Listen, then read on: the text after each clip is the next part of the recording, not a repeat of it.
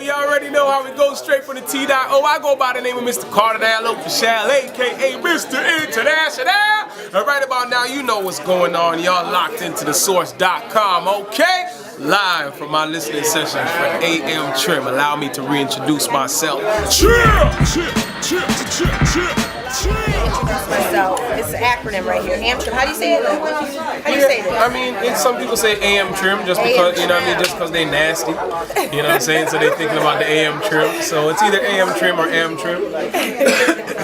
Now, you asked the crowd what was their favorite songs. What was your favorite song? Can you narrow it down to one? You have one that just sticks out and, represents, something you went through the most. What's your favorite track, if you break it down?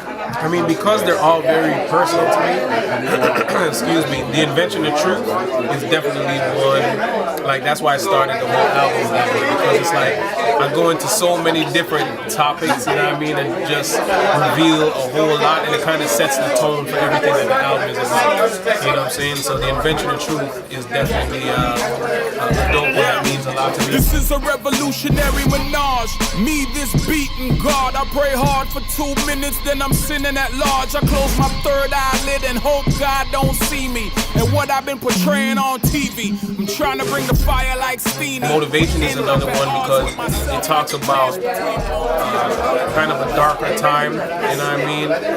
When I was going through a lot of effed up situations, but it's dope that when you can come out of that and be able to reflect back and write about it in a way that people can connect to.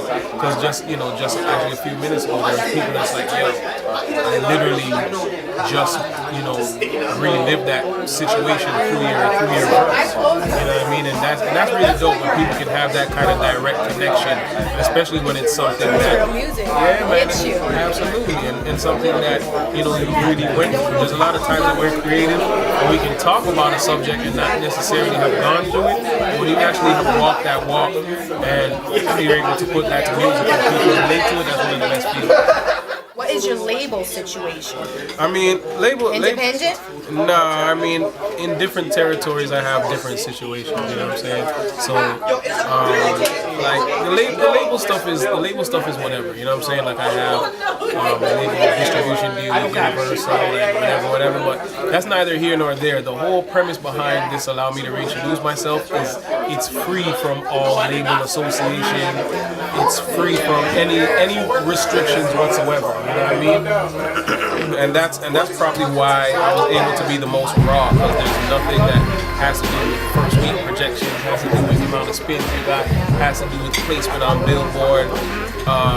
This album is just came from a real place, and probably the best connection that you can have to your fans is a direct connection that is not filtered by anybody.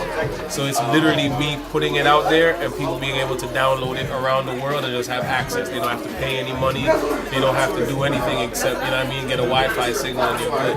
You know what I'm saying? So that's what this album is about. Giving some is a small gesture. You only get applause from a jester. Niggas with nada who would give you their last hand is more grand than any sum of money you could fester. Neighborhoods I lived in will never gain a thing from you. I've been dealing with labels for over 10 years. You know what I'm saying? And, different ones also. So the label thing, I just relate it to, like, say you have a swimming pool, right?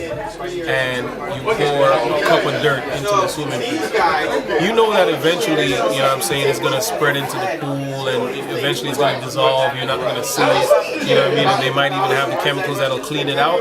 But in your mind, you know that you poured a cup of dirt into that pool. And that's kind of like how the music industry can take it. You know what I'm saying? Once you actually, sign a record deal and you're doing this stuff to make money as opposed to just doing it for free, it doesn't matter. When the business comes into it, it does alter you a little bit because you're no longer just doing it for the 100% sake of love. You know what I'm saying?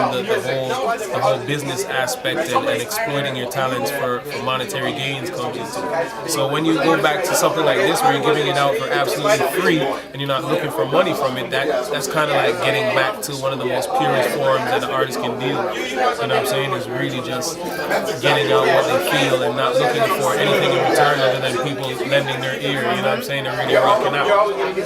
I like the way you put that. I really do. I mean, that's really broken down. Reach high. That was total motivation. So, explain that track you had on the track. I mean, that's my homegirl, Yummy. You know what I'm saying? Yummy Big Up, she's been around forever. I first heard her on a De La Soul joint. You know what I'm saying? Like way back, like maybe 5. That was probably the first time that I was put on to Yummy.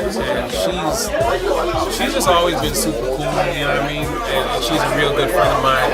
And that was a song. Actually, when she came to Toronto, she actually sang for me in studio for that one. I mean, and she's from New York?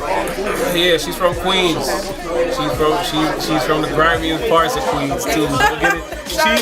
She's real cute. She sounds like a teddy bear, but don't play with Yummy, man. She don't, you know what I'm saying? She don't play around, but yeah, like Reach High, like the chorus, the hook, it says, where you see pain, I see a boy that is reaching for the stars and will live his life again. 2 steps forward and 1 step back, that's progress all the same.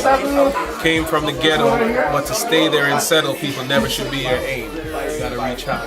You know what I mean? And that's really what that song is all about in a nutshell. Like the hook says it all. You know what I mean? That's just life. You know what I mean? You gotta reach high. And sometimes we look at obstacles that we face and little blips of negativity. We sometimes let that hold us down. You know what I mean, and drag us down. But I think for me personally, my journey, and especially with growing spiritually, my journey has been one where I've learned to not let the devil and the negative shit really take away from the joys of everyday life. Like there's way too much blessings that happen every day for little things that happen. Like we're always gonna have things, little setbacks in life, and a lot of times they're messed up things that happen to us. But we gotta push forward, yo. You know what I'm saying? And you gotta literally, and without it being corny or cliche, you gotta reach high, and that's what I wanted to express to the people. And now, how tall are you? 6'4". We're just shy of 6'4". Yeah? You play basketball? Nah. Never? You like basketball? What you go for? You paying attention to the final? Yeah. OKC. Turn it up. Now, what's your style? I like that. This is different. What's the jacket? I see the Canada, the patch over there. I mean, this is just a random, you know what I'm saying, skater shirt. I don't even know what brand it is. I just thought it looked fly. The jacket, it's a whatchamacallit, comes from a company up here called Hudson's Bay, from the Bay. It's an Olympic, you know what I'm saying, it's an Olympic jean jacket. Just random, what's it called, naked and famous jeans. And then you already know, like, Nike was one of the sponsors for this event today. Right. You know what I mean? So they laced me up with these crazy joints. You got different Nikes. Yeah, those. Man. I mean, Nike, they're dope. They made the custom limited edition AM trim mixtape hats. You know what I'm saying? So, and they gave away the hats, right? Yeah. Okay. Absolutely. So proud. So shout out to Nike. Yeah, man, they over the years they've always supported everything I do, and now we're actually going to be doing a lot of collaborations this year. You know what I'm saying? A lot of limited pieces. So yeah, look out for a lot of Kardinell collaborations with Nike. So the album? It's Friday, June 15th at 4:16 p.m. A lot of people say why 4:16? Because I represent the 416. You know what I mean? I like that. So yeah, June 15th at 4:16 p.m. You already know what it is. You can go to livemixtapes.com, download that, and then after that it's gonna be everywhere. You know what I'm saying? So really just Google AM Trim. You know what I mean? And enjoy, man. You know, welcome to the journey. And we're doing pound AM Trim on Twitter. Absolutely. Try to make that trending and things like that. What do you call it? Hashtag AM Trim, absolutely, right. And let that be a trending topic worldwide.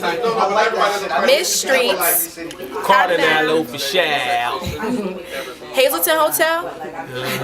The Hazelton Hotel. Yo, and they don't really let our types in here, you know what I mean? So shout out to the Hazelton Lanes Hotel for really, they really welcomed us in here. We had a real good time. Everybody dealt with themselves accordingly, you know what I'm saying? And yeah, hopefully and it's beautiful. Isn't it though? It's beautiful. there's a lot of bougie people upstairs, but it's like we had a good ass time in here. Word up, you know what I'm saying? Leather. Look at this leather. That's red leather. Shout out to Tara on this joint, yo. Tara M. Word up, you already know what it is. Gangsta. The Source, Mizstreetz, Kardinal, you know what it is.